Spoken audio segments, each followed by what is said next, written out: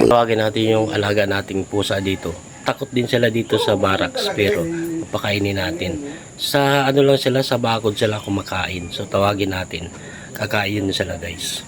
Sa mga nagtatanong guys, bakit ko pinapakain dito sa laas ng bakod? Kasi kapag nasa baba sila ay binubuli sila ng aso namin dito sa barak. So ang ginawa ko guys, habang nagpapakain ako dito, tinatawag ko sila para unti-unti silang lumalapit, unti-unti silang kumakain kahit paano maibsan din ang gutom nila.